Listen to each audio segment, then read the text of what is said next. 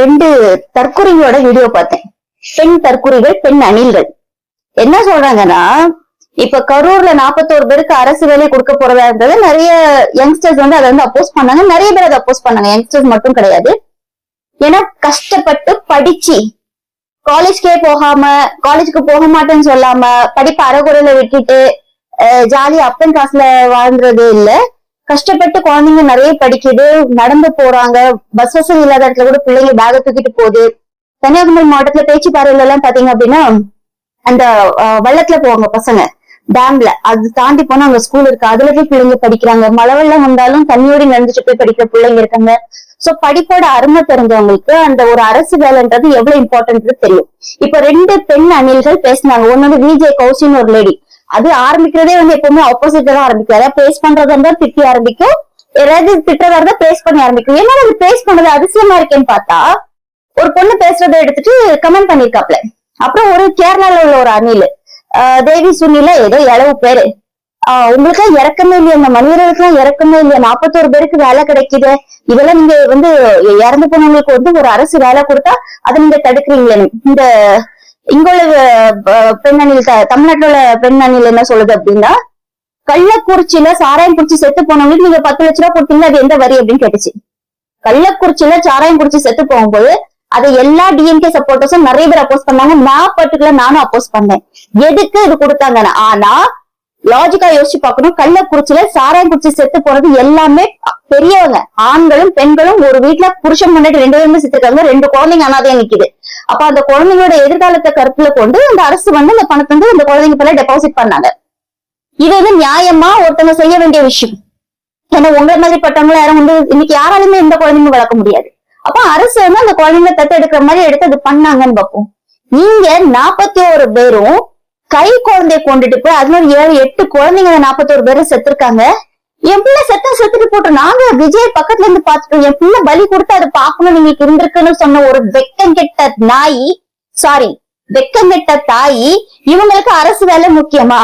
ரெண்டாவது 41 பேர் செத்த உடனே முத 10 லட்சம் அனௌன்ஸ் பண்ணது இதே தமிழ்நாட்டு அரசு தான். அதுக்குமே எங்களுக்கு கோவம் வந்துச்சு, எனக்கு கோவம் வந்துச்சு. எதுக்கு இந்த 41 பேர் என்ன நடிகனை பார்த்துன்னு செத்து போனாங்க? இவங்க என்ன வந்து ராணுவ படைக்க போனாங்க, நம்ம இந்தியாவோட பாதுகாப்புக்காக இவங்கள போய் போர் பண்ணி இவங்க செத்தாங்களா? ஒரு நடிகன் கூட்டம் இருக்கு, இந்த கூட்டத்துல போக கூடாதுன்றது ஒரு காமன் சென்ஸ்.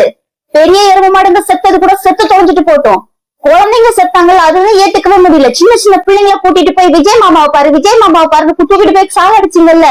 இதுல 41 பேர் செத்தது போலீஸ்காரங்க எல்லாம் சேர்ந்துதான் கொன்னாங்கன்னு உங்க டிசிஎம் வந்து சொல்லிட்டு இருக்காப்ல பப்ளிக்ல மைக்க போட்டுட்டு. அப்ப இப்படிப்பட்ட ஒரு அறிவியலி கூட்டத்துக்கு சப்போர்ட் பண்றதுக்கு சில முட்டா பீசுங்க இருக்கதான் செய்யுது. இப்ப நாங்க என்ன சொல்றோம், அந்த 41 அரசு வேலை இருக்குல்ல, எவன் அப்ப விட்டு காசை நீங்க வந்து அரசு வேலை கொடுப்பீங்க ஒரு நடிகனை பார்க்க வந்துட்டு?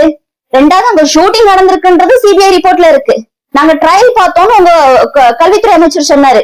அப்ப இவ்வளவு தப்பையும் இவ்வளவு தெள்ளவாரி மொள்ள மாதிரி கணக்கு நீங்க வச்சுட்டு தமிழ்நாட்டு மக்கள் ஒண்ணு உங்களுக்கு இறக்கமே இல்லையானா எங்கெல்லாம் இறக்கம் இல்லடி, இறக்கப்பட முடியாது. அதான் தமிழ்நாடு அரசு 10 லட்சம் அனௌன்ஸ் பண்ணுச்சு. அனௌன்ஸ் பண்ணதுக்கு அப்புறம் தான் உங்க நொன்னே 20 லட்சம் ரூபாய் கொடுக்குறேன்னு அனௌன்ஸ் பண்ணாரு. அது உங்க நொன்னே காசு இல்ல, ப்ரொடக்ஷன் இயர்ல இருந்து காசு கொடுத்துருப்பாங்க. என்ன இப்ப நீங்க எல்லாம் கான்ஸ்பிரசி கிளப்புற மாதிரி நாங்களும் கிளப்பலாம். அது உங்க அண்ணன் காசோ இல்ல உங்க அண்ணனோட ப்ரொடியூசர் காசோ எவன் வீட்டு காசோ 30 லட்ச ரூபா போச்சு. காங்கிரஸ் வந்து 3 லட்சமா என்னமோ பேசினாங்க, இன்னொருத்தவங்க பைசா கொடுத்தாங்க. அப்போ 1.5 வயசு குழந்தைய, 3 வயசு குழந்தைய, 7 வயசு குழந்தையெல்லாம் சாக அடிச்சுட்டு உங்களுக்கு எல்லாம் 40 லட்ச ரூபா பணம் கிடைச்சிருச்சு.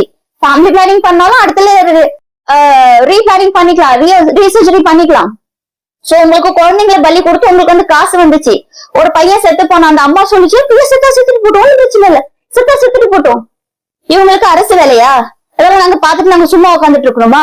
நீங்க வந்து ஷூட்டிங் நடத்துவீங்களா, நீங்க வந்து கூட்டத்தை கூட்டுவீங்களா, சொன்ன டைமுக்கு வரமாட்டீங்களா? இதுல ஒருத்தவங்க சொல்றாங்க இது வந்து பலி கொடுக்கப்பட்டிருக்குன்னு, அதையும் பெருமையா வர சொல்றாங்க. அது ஜோஷியம் நினைக்க அந்த பொம்பளை பலி கொடுத்தா அந்த ராஜாங்க எல்லாம் பலி கொடுப்பாங்க. அப்ப யார மன்னராட்சி நீங்க எல்லாம் பேசிட்டு இருக்கீங்க? மன்னராட்சி முடிவுக்கு வந்துட்டுன்னு இந்த மாதிரி மன்னராட்சின்னு திமுக பேசுங்க, செருப்பு கட்டி அடிக்கணும்னு தோணுது எனக்குலாம், செருப்பு கட்டி அடிக்கணும்னு தோணுது. அப்ப உங்க மன்னராட்சிக்கு நீங்க பலி கொடுத்து அது என்ன சத்ரு சம்ஹார யாகம் பண்ணி நீங்க இன்னைக்கு வந்துருவீங்க. அதுல வந்து விஜய் வந்து சிஎம் ஆனதுக்கு இப்பதான் நேற்றுக்கு அந்த வீடியோ நான் ஒண்ணு பார்த்தேன். அவரோட கசன் யாரும் பேட்டி கொடுக்குது, நாளைக்கு இந்நேரம் போலீஸ் பாதுகாப்புலாம் இருக்கும், நாளைக்கு இந்நேரம் நம்ம வீட்டுல எல்லாம் நிறைய கூட்டம் இருக்கும்னு விஜய் சொன்னதாட்டு. அது எப்படி கவுண்டிங் முன்னாடி உங்களுக்கு தெரிஞ்சிச்சு? இவ்வளவு வருஷம் அரசியல் பண்ணிட்டு நீங்க சொன்ன மாதிரி திருட்டுத்தனம் பண்ணி முள்ள மாதிரித்தனம் பண்ணி எல்லா திருட்டுத்தனத்தையும் பண்ண திமுக கூட இவ்வளவு கான்பிடென்டா இல்லையே. இவ்வளவு சட்ட திட்டங்களை போட்ட திமுக கூட அன்னைக்கு கான்பிடென்டா இல்லையே. எல்லாருமே பதட்டமா தானே 4ஆம் தேதி ரிசல்ட் ப்ரோக்ராம் எல்லாரும் உட்காந்துருக்கும் தானே திமுக வெயிட் பண்ணிட்டு இருந்தோம். அது எப்படி முதல் எலெக்ஷன்ல இவ்வளவு தப்பு பண்ணிட்டு பிரச்சாரத்துக்கே போகாம போன இடத்துல சரியா பிரச்சாரம் பண்ணாம பாதியில லீவ் போட்டுட்டு ஓடி வந்து காலேஜ்ல போய் எப்படி லீவ் போட்டுட்டு வந்தாரோ அதே மாதிரி பிரச்சாரத்துல பாதியில ஓடி வந்த ஒரு பர்சன் நான் ஜெயிச்சிருவேன் நான் நாளைக்கு சிஎம் ஆயிடுவேன் எப்படி கான்பிடென்டா சொன்னாங்க. அப்ப இதுக்கு முன்னாடி எல்லா உள்குத்து வேலையும் நீங்க பண்ணிருக்கீங்க. அதனால தானே உங்க டிசிஎம் சொன்னாரு கொளத்தூர்ல நாங்க வந்து ஸ்கெட்ச் போட்டோம் சேப்பாக்குல ஸ்கெட்ச் போடாம விட்டுட்டோம். அப்ப இந்த ஸ்கெட்ச் போட்டதுக்கு என்னதுக்கு மொத்த முள்ள மாதிரி தந்தையும் பண்ணிட்டு இன்னும் டிவி கேட்கலாம் நீங்க வந்து தூக்கி பிடிச்சிட்டு இருக்கீங்கல்ல. கொடுங்கப்பா நீங்க வந்து 20 லட்சமோ 2 கோடியோ கொடுங்க. அரசு வேலை எவன் அக்கௌண்ட் காசு இல்ல படிச்சுட்டு நிறைய பிள்ளைங்க லைன்ல நிக்குது. இது இந்த வேலை கொடுக்க கூடாதுன்னு தான் பொதுமக்களை நாங்க வந்து இது பண்றோம். ஒரு நடிகனை பார்க்க வந்துட்டு செத்து போன ஒரு முட்டாள் கூட்டத்துக்கு அவ்வளவு பணம் கொடுத்ததே பெரிய விஷயம். எங்களுக்கு இறக்க இல்ல. இந்த கேரளால இருந்து இங்க வந்து நீங்க வந்து அரசியல் பாக்குறீங்கல்ல எங்க அரசியலை பத்தி பேசுங்கல்ல. முதல்ல உங்களை எல்லாம் பிய அடிக்கணும். எவ்வளவு இந்த வீடியோ போட்டுட்டு இந்த கேரளால இந்த கோழிக்கோடு ஆலப்பி இந்த வயநாடு இங்கெல்லாம் வந்துட்டு நீங்க அரசியல் பேசுறீங்கல்ல உங்களை எல்லாம் தூக்கி போட்டு குதிக்கணும்.